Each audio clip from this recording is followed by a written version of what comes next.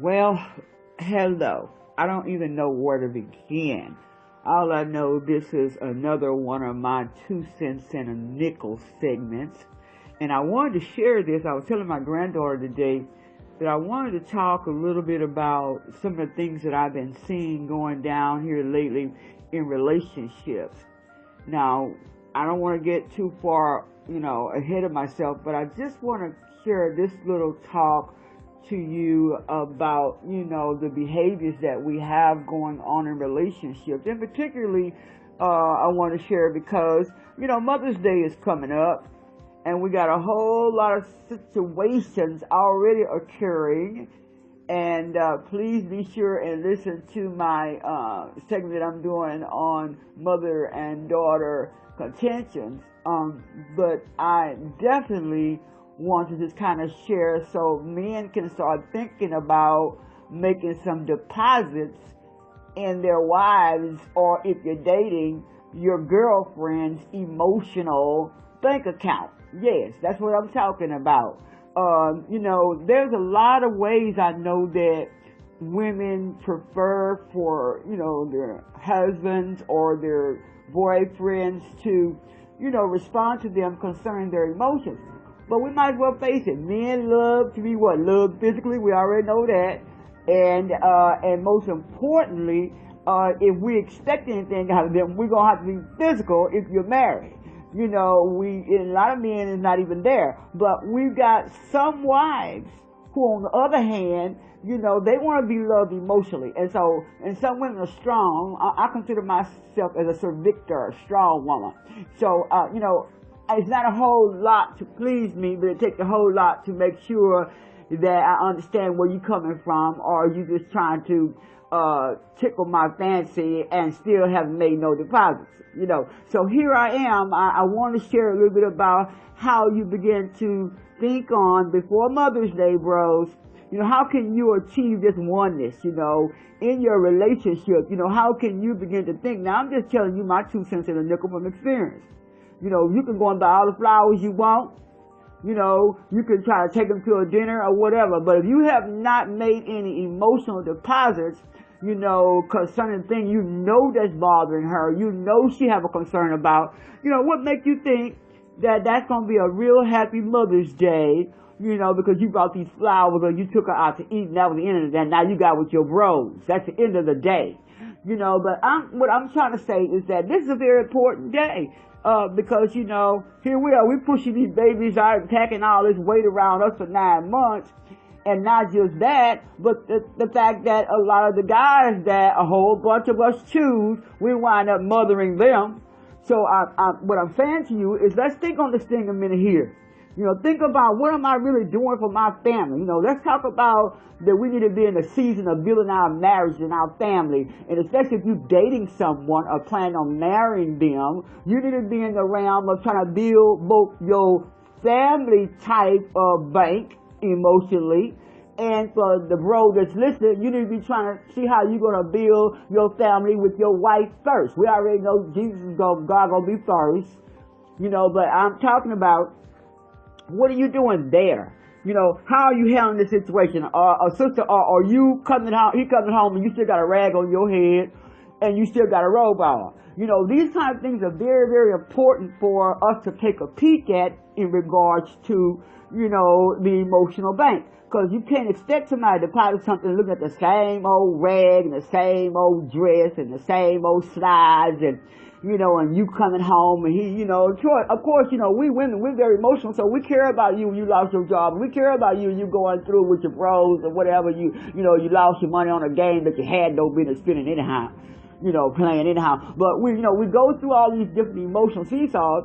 But the thing that I'm trying to get here on my 2 cents in a nickel today is that we gotta learn how to watch, sisters. I'm flipping back and forth because this is my 2 cents in a nickel. I can flip back and forth if I want to. I just decided to take out today to share this today because I'm so tired of looking at marriages, just going to hell in a handbasket. Just think about that. If 4 out of 10 Christian marriages, you think about this, get this ugly, silly, I call it silly stuff, and it gets so ugly enough to the point that they want to go to divorce court. Just think about how many more couples, if you think on this matter, How many more couples must be really in trouble right now that nobody even know about, instead of the ones that really making this big old deal about my house, my car, my bank account, my children, my. But, everything was our, as long as everything looking good in the emotional bank account on both ends was kind of working out. But now we're in this place right now that we're depleting in the emotional realm and the physical realm, where these women don't want to do nothing but complain and talk ugly to these guys and expect them to come with flowers and taking you out to eat when you got rags on your head and won't make no change. I know I'm talking to somebody. But anyway, I want to kind of talk a little bit on this part that I'm sharing right now in this 2 cents a nickel. The part that really get me is that, we tend to want to have these kind of, I call them oil and water conversations. So that means on one point, you got the oil of your gladness being married or being, in this dating relationship. You saying all this, oh, you my beautiful black king, or you my man, you my girl, this my ice cream and my cake and my Cool Whip and all this mess. But when they do just one thing, or they done kept on, messing with you because you still ain't got the job and you're still going through, trying to get on the job. But then some of these guys, a lot of these women, you choose these weak men. And so when you got these weak men at home and they depressed more than any woman could ever be because they don't know how to get through anything, because a lot of these mothers made them weak. But what I'm saying is that the reason why they're weak, because we women, we classify them too. And so when you get this kind of oil and water conversation, I call them toxic tones, kind of conversation where they're saying stuff on the slick. Or, sister, I'm on you right now. You saying stuff on the slick. Now, I'm on you right now because, Mother's Day is coming up, so I'm trying to help the sister out. So, cause what you're doing, you have a tendency to have these messages that's trying to flow around with him because you came home and he's still at home. He ain't taking no trash out. He ain't went to the store. He ain't done nothing. He ain't picked the baby up. He just sitting there with the remote or his phone in his hand, doing some kind of game or something, and it's working on your nerve. So there you go. You want to have these, I call oil and water conversations on the slick, when things are not doing anything but surfacing with that oil on top of the water that you trying to call yourself being sweet. But see, you're running around saying stuff like, well, what do you do today? I know I'm hitting home with somebody. So what else you do today? And so what you really are saying, because it's that oil and water conversation, what you're really saying is, I guess you still trying to look for a job, you still, going to the unemployment office, you still this. So what you're trying to say is, then tell me, what did you score today? While I was at work, besides this, you're scoring on this game or on this remote. But we got to understand, you cannot expect to get something into the emotional bank account when you're sitting back doing this oil and water conversation to the man who's going through, because I'm not saying you need to pit them, because I definitely don't believe in pitting these men that they supposed to be strong and we women making them weak.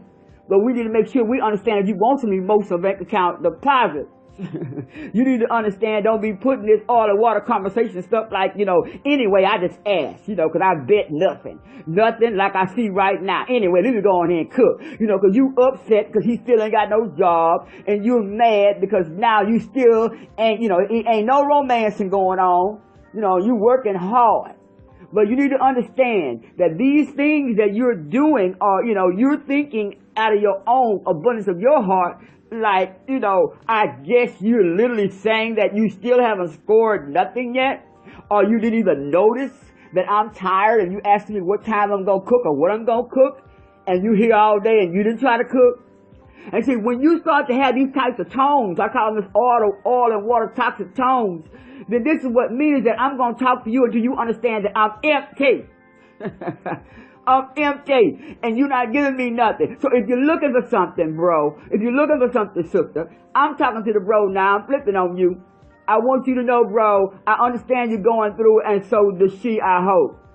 But you gotta understand that these things that you're saying on the slick, sister, ain't gonna get you no flowers and show no dinner. Ain't gonna get you no, romancing. And many of you probably don't want no romancing. You want some bills paid. But anyway, I want to share this really, really quick because I got to get out here. I want to share just something for you to consider, bro. That maybe if you have not been making no deposit lately.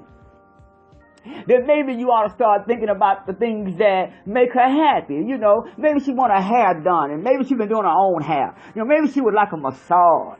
You know, just think about those things that's going to keep you out of divorce court, amen? Think about those things you know that, you know, this is not the way it was when y'all was dating. This is not the way it was when you got married, you know, these last few months. And then now you lost a job, and now, you know, she ain't looking, romantic no more. She got her hair, stand on her head, you know. And I already told you women about taking a bath, because a whole bunch of you just think you need to go and take a bath and make yourself smell good and make yourself inviting. But anyway, let me get back over here with the bros. You know, I had to say that because a lot of y'all want to get in the bed and they know you're sweating and stinking all day long. You've been working all day, running to the store and trying to cook and all that. You want to jump in the bed and expect him to do something? Well, I guess you say, well, he do it. Well, you don't, no, we can't do it. You know, Lord, I don't want to go too far on that. Anyway, you want to make some deposits, bro. And the way you make these deposits in your wife's emotional bank account. Now, sister, you need to think about this stuff too now, because I ain't got a couple of minutes here. You need to think about getting the flowers, look directly in her eye when you're talking to her, make sure that you're smiling. And you know, a woman can tell if you're fake because she's your wife. You know, wink a little bit, grab that rear end and squeeze a little bit, you know. Say I love you. Do it more than just one day a week or every now and then, or when she cook good, or, you know. But, hold her hand in public, Make her feel she's special. Catch the door for her. That's a big one for me. I hope this thing don't go out, because I can talk all day about that. You can go and open the door everywhere for women that you don't even know. But when your wife gets to the door, you just walk on in. I don't want to go over it. But anyway, so open the door for her. Hold her hand and catch that door. And, won't you make the bed up or something? Fix dinner. These are some things that I'm sharing right now that you can do, bro. It's just my 2 cents and a nickel. But anyway, think about these toxic oil and water conversations, sisters, that you're doing and the things that you're doing. But anyway, remember this. It's very important we make sure that sometimes we can be very critical. We can be very judgmental, with other people, things that they're doing, and whether it's your husband, your wife, your friend, whatever it is. But watch how you are saying things, okay? We gotta understand that, the things that we see through our eyes, the way we believe that a person should behave, and stuff like that, sometimes people choose to act this way. So take just a minute to think about what part are you playing in this emotional deficiency in your emotional bank account. So just for today, because my time is running out, I want you to repeat this after me. I will not judge others, but I will see in them an opportunity to work on my own imperfections. Say it again. Just for today, I will not judge others, but I will see them in a way, that is, I will see in them, that's right, I will see in them an opportunity to work on my own imperfection. That means do your own inventory. Sweep around your own front door before you start trying to talk about somebody else. Now remember that all the water conversation ain't gonna work with your hair standing on your head every day and calling him out his name, and all that ain't gonna work. If you really, really want to be able to get some emotional deposits, think about what you're saying. Think about how you're judging. Think about the way you're approaching the situation. I know you're tired, maybe because he don't have the job. I know you're tired because maybe he's doing these things that you're not happy with undercover, and you're trying to look like this big Christian Huxtable family. But you got to understand that this smooth, I call oil and water toxic tones, it's going to cost you your marriage. It's going to cost you your relationship. And remember, none of us are perfect, but we are striving for perfection. So if you're thinking about these things that you're saying on the slick, that they're not resonating in the heart of the one that's listening, you can think again. Men are very emotional too. Women think that they don't pay attention, but they're very emotional. So you remember that. Remember, Proverbs 24 and 26 tells us, an honest answer is like a kiss on the lips. Proverbs 24 and 26. Gotta go. Love you so much. I hope you have a wonderful holiday. You win, and remember that oil and water conversation just ain't gonna work. You got to come real, real, real.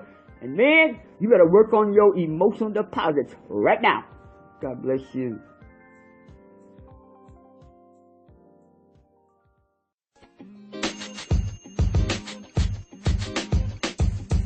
The podcast you just heard was recorded with Anchor. If you want to make your own, download the Android or iOS app completely free from anchor.fm/podcast. That's anchor.fm/podcast.